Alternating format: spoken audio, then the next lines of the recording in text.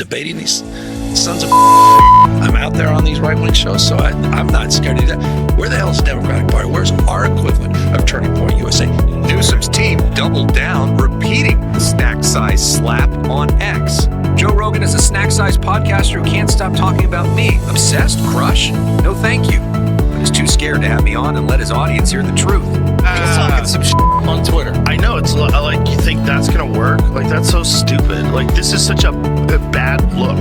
It's such a bad choice. There's a little desperation in it. But it's just stupid. It's like Joe Rogan's war of words with California Governor Gavin Newsom is officially in overdrive. Ever since Rogan packed his bags and left the state, he's made it his personal mission to call out Newsom for turning California from the land of dreams into a cautionary tale. You'd think moving out would have mellowed him, but the opposite happened. He's been firing harder than ever. His latest rant was vicious, and Newsom's comeback, just as fiery. Let's unpack the chaos. Well, you start with Joe Rogan. Start cursing. he wants to be president so bad. The governor of the most populous state and the host of one of the most popular podcasts are feuding. This is Gavin Newsom. California Governor Gavin Newsom, who hosts his own podcast, has invited Joe Rogan onto his show. He publicly asked to be invited onto Rogan's show. Joe, why won't you have me on the show? He won't have me on the show. It's one way. And he has guests coming and attacking and bashing, but he will not have me on the show. Period. Full stop. He should have me on the show. Come on my show. For years, Gavin Newsom has been chasing what feels like an impossible goal, getting Joe Rogan to sit across from him on camera. He's thrown out public challenges, made polite invites, and even teased the idea of a debate that could clear the air. But Rogan hasn't budged an inch. Whether it's because he doesn't want to give Newsom airtime or simply doesn't care, nobody knows. What's clear is this: if Rogan ever decides to take that seat, the internet would explode.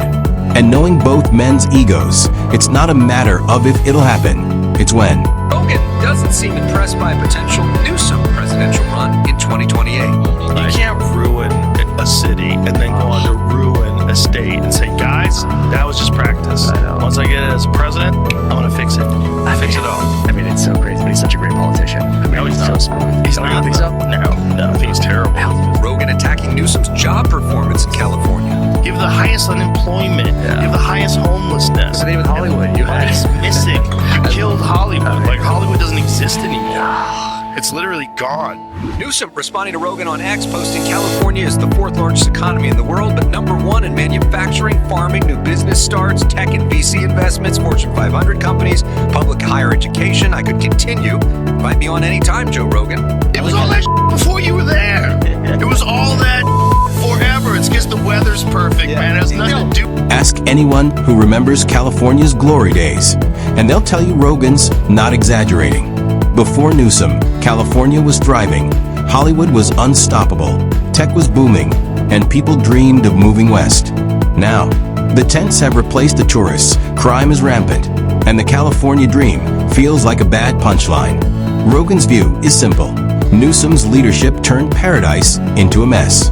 What used to be a beacon of innovation and success is now drowning in red tape, taxes, and dysfunction. To Rogan, California isn't a dream anymore, it's a warning. Posting this photo on X, writing that, quote, little Joe is snack size because he can't handle full-size debates. I'm not afraid to go. I'm not punching Joe Rogan. Okay, that son of a bitch not used to that, and he's going to dismiss it. He's going to laugh it off. I mean, I am a tough guy, all that, but he's going to have. When Newsom finally realized Rogan wasn't biting, no interviews, no podcasts, nothing, he flipped the script.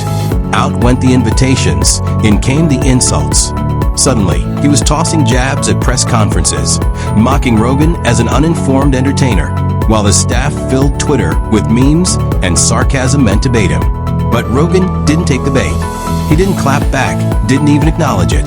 Because when you've mastered the art of ignoring politicians, silence becomes the loudest reply. Newsom tried to start a fight.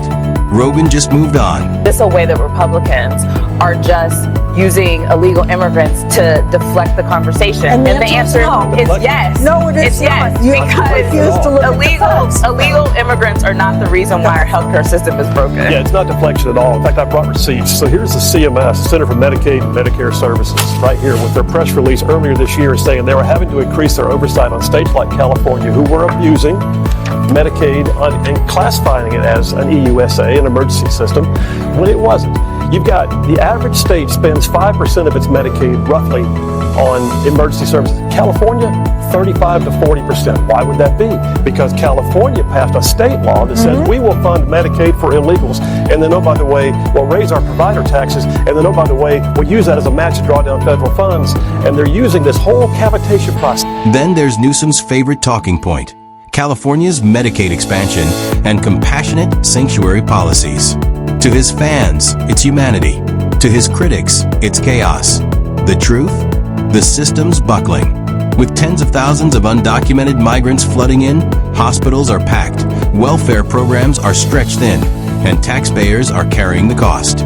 Rogan's argument is that good intentions don't excuse bad results. What started as compassion has turned into collapse, and California is paying the price. Debating these sons of I'm out there on these right-wing shows, so I'm not scared of them. Where the hell is the Democratic Party? Where's our equivalent of Turning Point USA? Newsom's team doubled down, repeating the snack-size slap on X. Joe Rogan is a snack-sized podcaster who can't stop talking about me. Obsessed? Crush?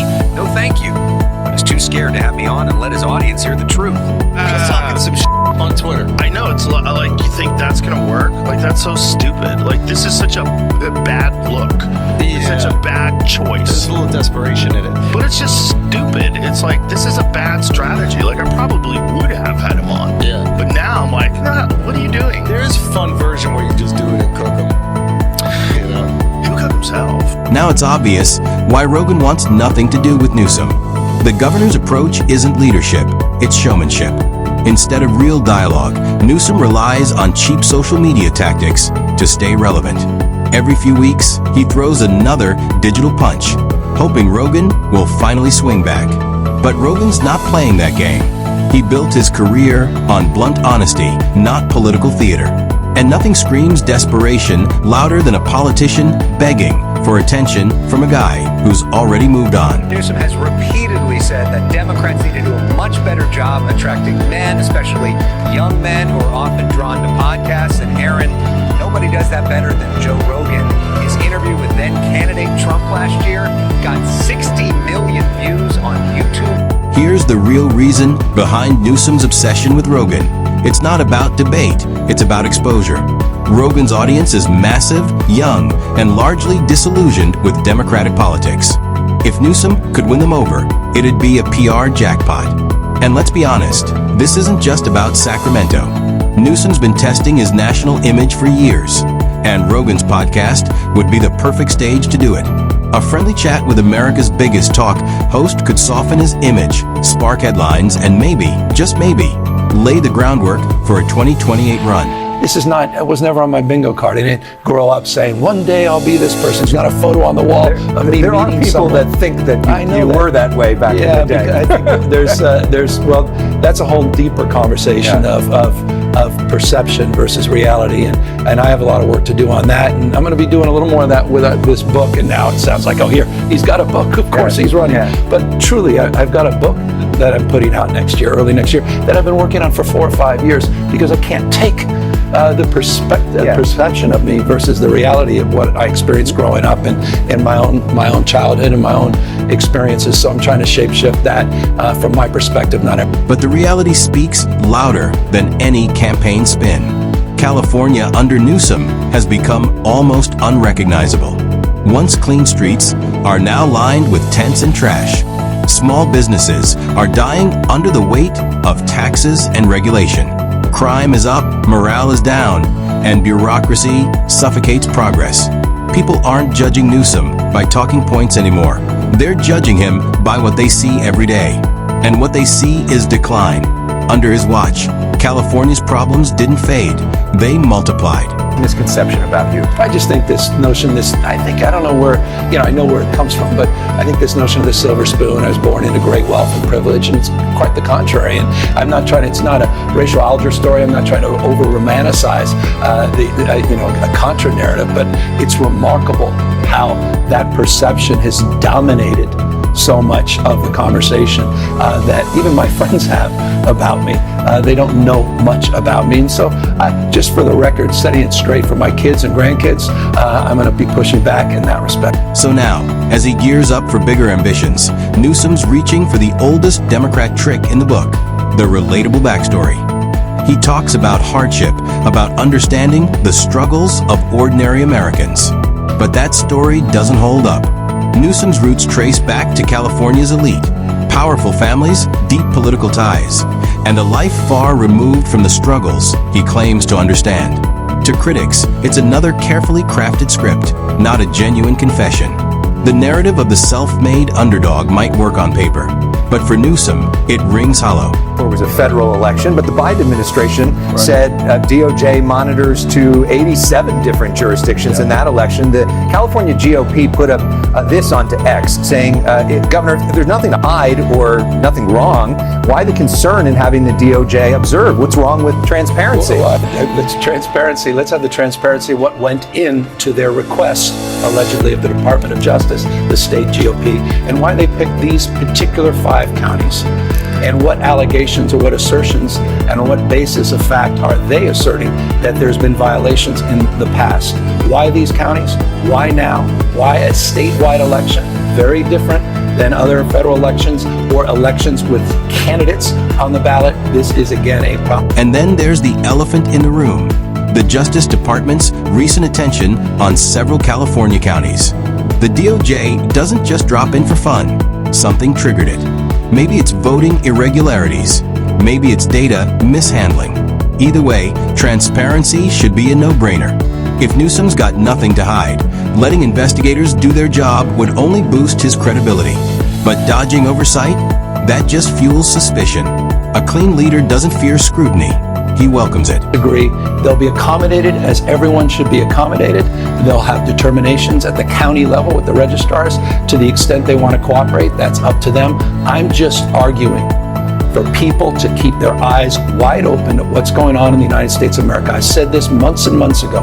What's happening in LA, what's happened in California is a preview of things to come. Watch this space with the DOJ. This is all team up 2026. Donald Trump does not believe in fair and free. At the same time, ICE's recent operations across California tell their own story.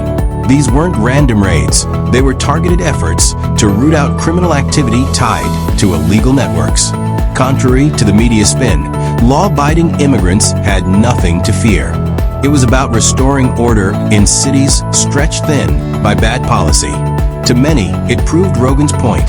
Without law enforcement and accountability, chaos reigns. That's what this feud ultimately represents. Two sides of America clashing. Rogan, the voice of fed-up citizens who fled the dysfunction, versus Newsom, the polished politician trying to defend it.